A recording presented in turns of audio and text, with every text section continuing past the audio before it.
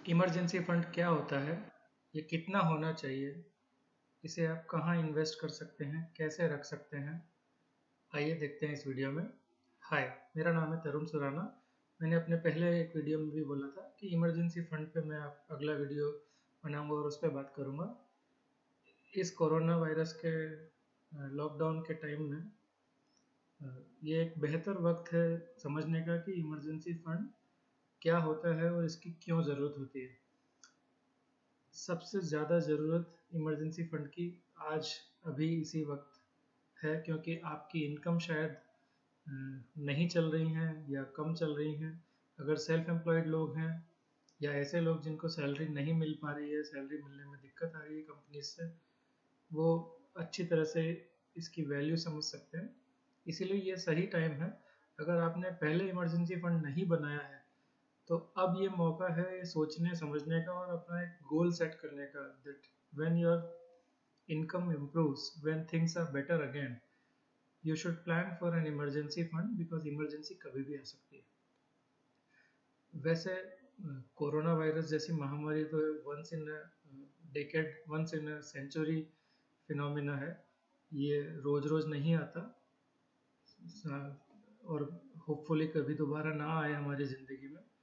लेकिन अचानक से आपकी जॉब का चले जाना, अचानक से जिस कंपनी में आप काम कर रहे थे वो कंपनी का बंद हो जाना, कोई मेडिकल इश्यू ऐसा आ जाए आपके परिवार में जिसमें आपको इलाज में काफ़ी पैसा खर्च हो जाए, अनप्रिडिक्टेबल अर्जेंट कोई एक्सपेंसेस हों, या कोई एक्सीडेंट हो जाए जिसकी वजह से आप 1-2 महीना 3 महीना अपने व्यवसाय पे, अपने काम पे, अपनी नौकरी पर ना जा पाएँ। ऐसी सभी सिचुएशंस जो आप प्लान नहीं कर सकते, वो इमरजेंसी होती है। इमरजेंसी आपके बच्चे या बेटी की शादी नहीं हो सकती, उनका एजुकेशन कोई इमरजेंसी नहीं है, आपका कोई retirement is not an emergency.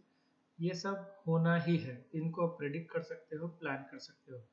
Emergency वो होती हैं जिनको आप प्रेडिक्ट या प्लान नहीं कर सकते और वो अचानक आ जाती हैं।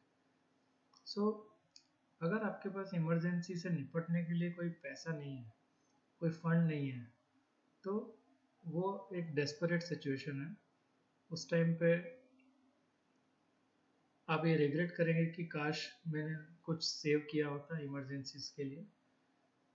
इमरजेंसी का जो वक्त होता है वो सिर्फ सर्वाइवल का वक्त होता है। हो सकता है उस टाइम पे आप अपनी डिज़ायर्स के लिए कोई खर्चा ना कर पाएँ।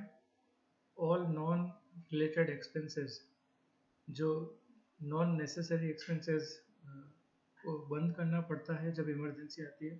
अपनी हॉबीज़, अपने शौक पे जो खर्चा किया जाता है नॉर्मल टाइम्स में, वो इमरजेंसी में आप नहीं कर पाएंगे, which is fine. So emergency fund कितना होना चाहिए? बेसिकली हर आदमी को कम से कम 3 महीने, और थोड़ा ज़्यादा अगर आप सेफ साइड रहे तो कम से कम 6 महीने का इमरजेंसी फंड आपके पास होना चाहिए। ये 6 महीने की इनकम के बराबर नहीं, बल्कि आपके 6 महीने के सर्वाइवल एक्सपेंसेस के बराबर होना चाहिए। हो सकता है आपकी इनकम 50,000 रुपये महीना हो, 20,000 रुपये महीना हो, तो अगर 20,000 रुपये महीना है तो आपका इमरजेंसी फंड 6 महीने के लिए 1,20,000 रुपये नहीं होगा, बल्कि उतना होगा जितने में आपका खाना पीना, रहना, रेंट, ईएमआई, बेसिक खर्चे सारे निकल जाएं। इसमें आपका restaurant, eating out, movies, unnecessary petrol का खर्चा जो इधर उधर घूमने में हो जाता है, वो सब आप अवॉइड कर सकते हैं, तो वो नहीं काउंट करें। हो सकता है आपके बेसिक सर्वाइवल एक्सपेंसेस 12,000 रुपये हों, तो आपको 12 × 6 मतलब 72,000 रुपये का इमरजेंसी फंड की जरूरत हो, which will sustain you for 6 months. अब इमरजेंसी और इमरजेंसी फंड को कब बनाना शुरू करना चाहिए? तो मेरा तो ये मानना है कि जब अर्निंग्स और सेविंग्स दोनों साथ में चालू होने चाहिए। क्या मतलब है इसका? जैसे ही आप कमाई शुरू करते हैं, आप 22 साल के, 25 साल के, 28 साल के हो सकते हैं जब आपकी पहली नौकरी लगे या आप पहला व्यवसाय शुरू करें और कमाई चालू करें। उस टाइम पे अक्सर कोई आपको ये नहीं कहता है कि पैसा बचाना शुरू करिए।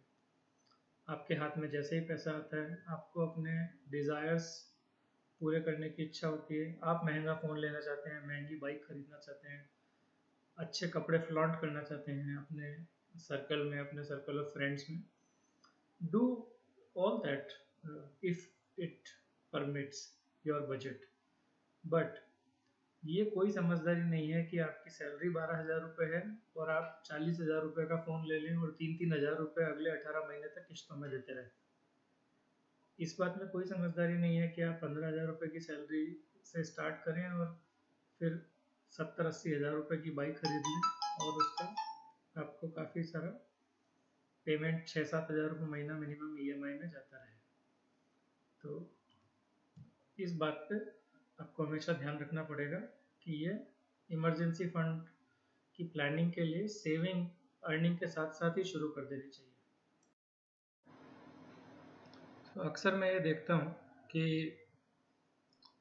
बाइक या मोबाइल के लोन चुकने से पहले शादी का टाइम आ जाता है, शादी में खर्चा हो जाता है और शादी में नए लोन ले लेते हैं और उसके बाद हाउस होल्ड जिम्मेदारियाँ बढ़ती जाती हैं और आप कभी भी उस कर्जे वाली सिचुएशन से बाहर ही नहीं आ पाते हैं और फिर कभी भी वो आपका इमरजेंसी फंड नहीं बन पाता है। शादी के बाद बच्चे बीमार हो गए तो उसका खर्चा, फिर स्कूल में डालना है, सब लोग चाहते हैं अच्छे स्कूल में उनको डालें, तो खर्चा एक के आगे एक लग जाता है। आपकी सैलरी भी बढ़ती है लेकिन साथ साथ खर्चे बढ़ने के कारण आपका कभी भी इमरजेंसी फंड बाद में बन नहीं पाता है।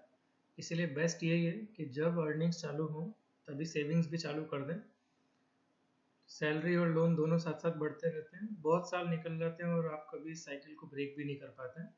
सो if you are young, start saving as soon as you are earning. Emergency fund जो है वो आपको एक कुशन देते हैं ताकि आप ज़िंदगी में बेहतर चॉइसेस अपना सकें। अगर कोई नौकरी आपको पसंद नहीं आ रही है, किसी शहर को आपको छोड़ के दूसरे शहर में जाने का मन है, आप बिना डर के 1-2 महीने 3 महीने का गैप ले सकते हैं और अपनी लाइफ में बेटर चॉइसेस को चूज़ कर सकते हैं। If you are a woman, you want to take longer maternity leave, you can do that if you have a emergency fund available with you. So emergency fund ना सिर्फ emergency आने पे काम आता है, but in normal situations also you can choose better options in your life if you are having some fund. तो don't keep this fund easily accessible.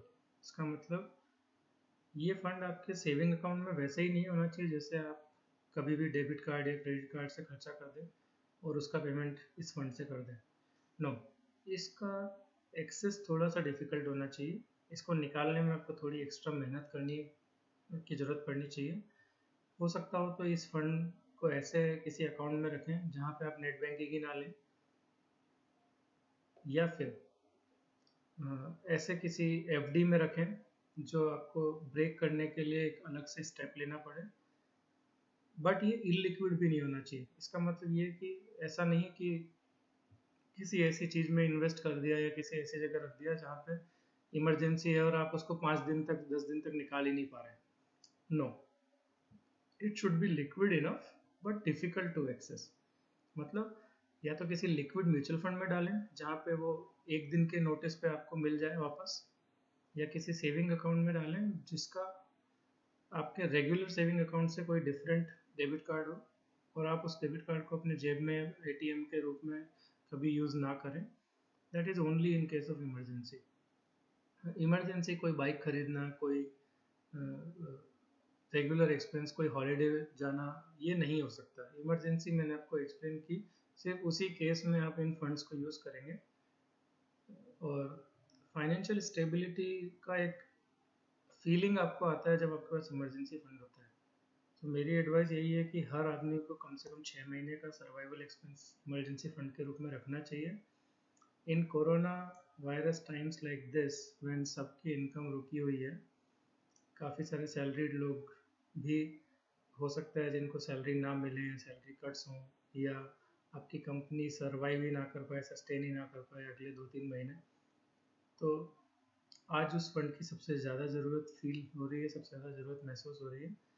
इस crisis को वेस्ट ना करें। अगर आपने इमरजेंसी फंड नहीं बनाया था तो एक सबक लें और अगले 1 से 2 साल में या 3 साल में पूरी मेहनत से पूरा सेविंग्स करके अपना 6 महीने का इमरजेंसी फंड जरूर तैयार करें। और इस फंड को किसी भी लिक्विड फंड या एफडी या सेविंग अकाउंट में आप रख सकते हैं। Thank you. If you like my views and if you want to listen to more such views, subscribe to my channel and share this video as much as you can. अगर आपको लगता है कि किसी और भी व्यक्ति को इमरजेंसी फंड बनाने की ज़रूरत है और उसको एक क्लैरिटी चाहिए, एक मोटिवेशन चाहिए, एक पुश चाहिए, उस व्यक्ति तक ये वीडियो ज़रूर पहुंचाएं, शेयर करें मेरे इस वीडियो का लिंक, मेरे चैनल को सब्सक्राइब करें और वीडियोस देखते रहने के लिए धन्यवाद। Thank you.